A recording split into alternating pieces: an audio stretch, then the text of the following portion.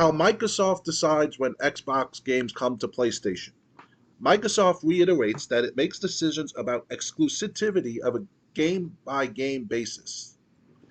The newest big Xbox exclusive game, Indiana Jones and the Great Circle, is officially available for everyone on December 9th. If you own an Xbox or PC or subscribe to Game Pass Ultimate, the adventure game doesn't come to PlayStation 5 until spring of 2025. In a new interview, Xbox President of Game Content and Studios, Matt Booty, elaborated on Microsoft's decision making process when it comes to bringing Xbox games to rival platforms. They put a number in a hat, they put like the numbers in a jumbler, and I bet when whatever number they pull out, they say in that many months we'll bring it to our rivals. We are very much making the exclusivity and windowing decisions on a game by game basis, Booty told Variety, retrieving, echoing comments he and other Xbox executives have made before. Booty went on to say that each of Microsoft's numerous studios are in a little bit of a different position, but he didn't elaborate about what this means as it relates to exclusivity. Beyond that, his decision on spacing when a game might come to a rival platform after Xbox needs to also factor in production timelines, Booty said. We want to make sure there is a great experience for our Xbox players, and then the gap between when it becomes available on PlayStation is as much a production decision as it is anything else. This is a game that was in production before we acquired Bethesda, even, Booty said. Microsoft announced it would acquire ZeniMax, the parent company of Machine Game Studio owner Bethesda, in 2020. The deal officially closed in 2021. After Microsoft acquired ZeniMax, it acknowledged that making some of Bethesda's games exclusive to Xbox, including Starfield and The Great Circle, would lead to millions of lost game sales.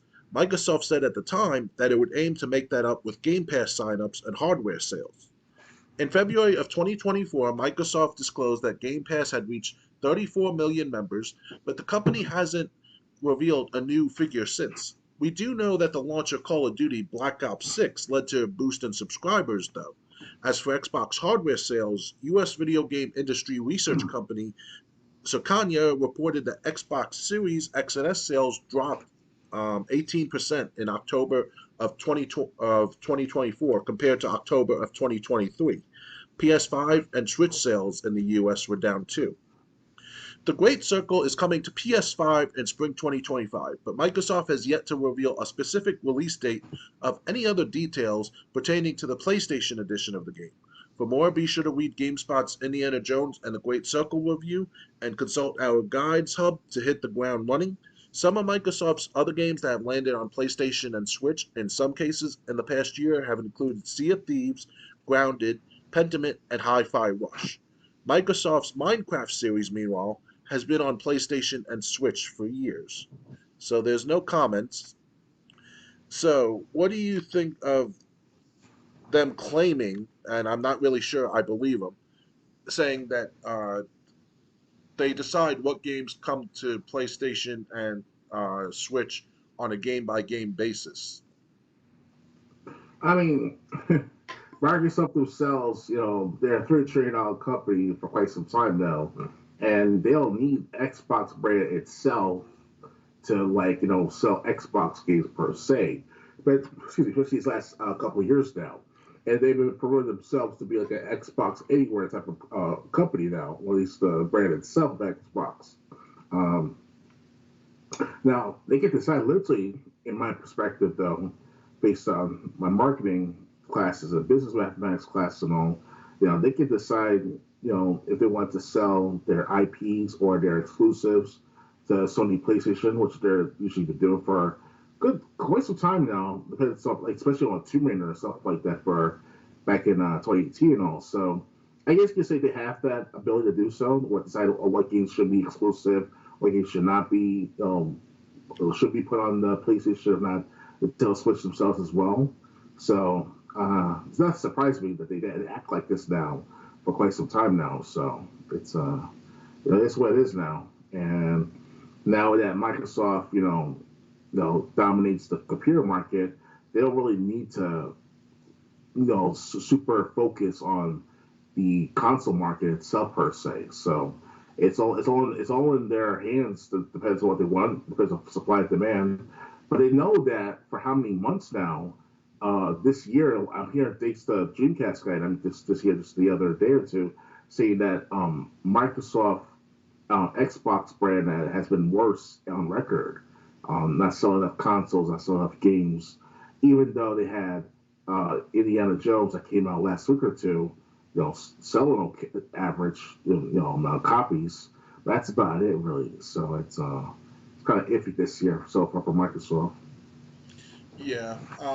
The whole problem is, when they started doing this, like with Sea of Thieves, I'm just going to use that as their example. Uh huh.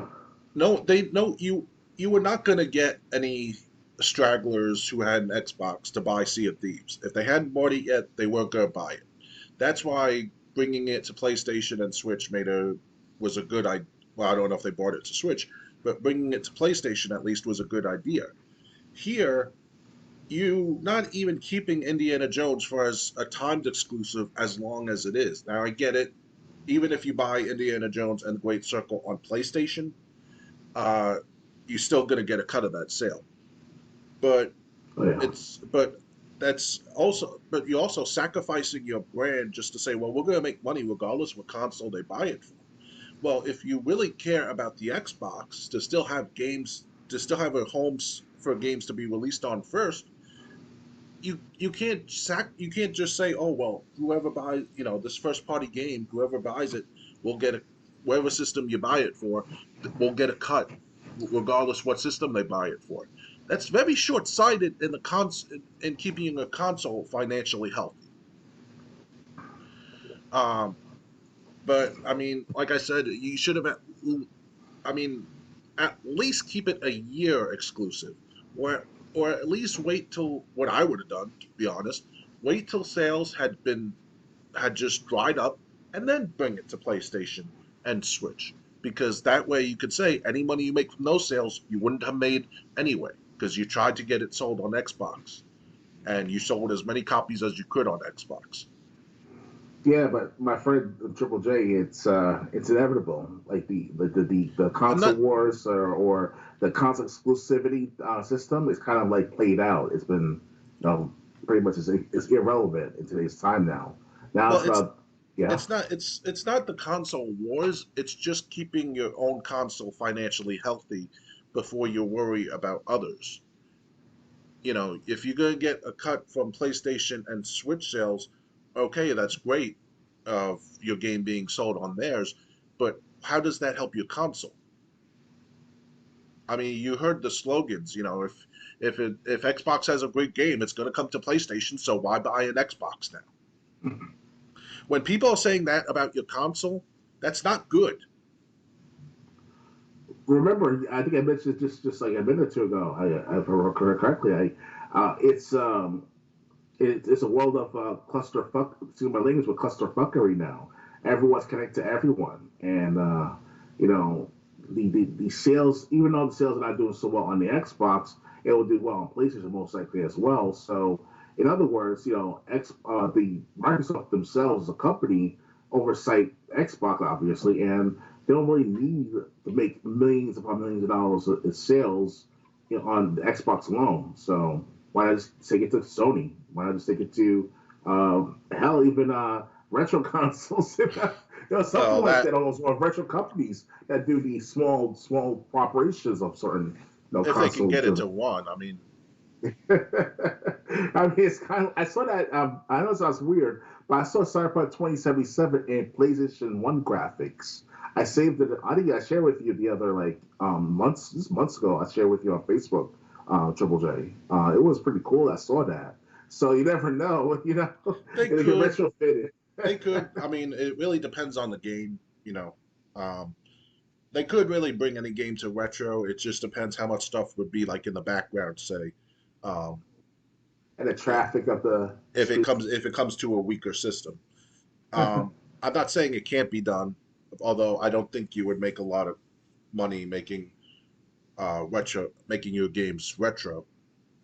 Yeah, And I know. That please sounds don't weird. It's called. and please don't touch that market. We don't need shovelware coming to retro systems.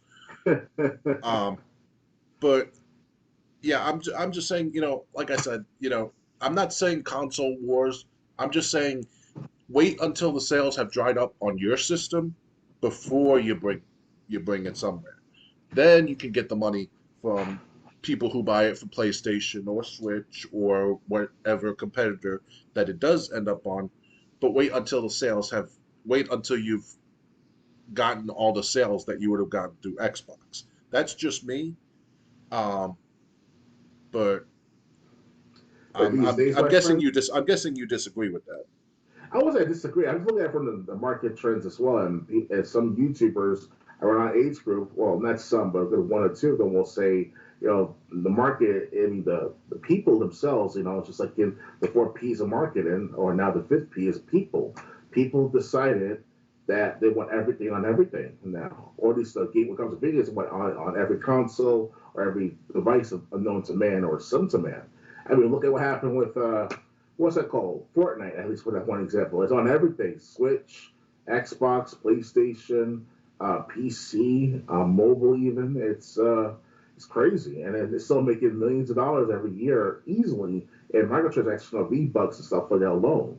So as long as there's a market for it, they're gonna put it there, and that's what's going on for less since Fortnite time, which is 2017, 2018. You know, I mean, Right. look at the Tomb Raider games again. Like the Tomb Raider, what's the Rise of Tomb Raider, and then as well as the third Tomb Raider game came out in 2018. Like I mentioned the other podcast episode. That was time exclusive. I think it was to um, from Xbox to PlayStation. So yeah, I mean anything's possible now in 2024 now, and by 2025 we're gonna have how many games come out for that year? What's called the South of Midnight. It's called. That's the one that looks like it's eye appealing to me. That's based on Southern culture and stuff like Southern United States culture, and that's why I read research on the matter. So that's pretty cool to see that. Maybe I think that's gonna be exclusive for a while, and then move it to the PlayStation. It all depends on how successful, like you said, successful it is, but it is what it is right now, my friend. And there's no turning back. Yeah. So anyway, that is they say it's a game by game basis. I guess we'll see um, if this is a good idea, bringing Indiana Jones and the Great Circle to PlayStation only 4 months after it comes out on Xbox. Um, but we'll see if that turns out to be a good uh, thing financially for Xbox and Microsoft.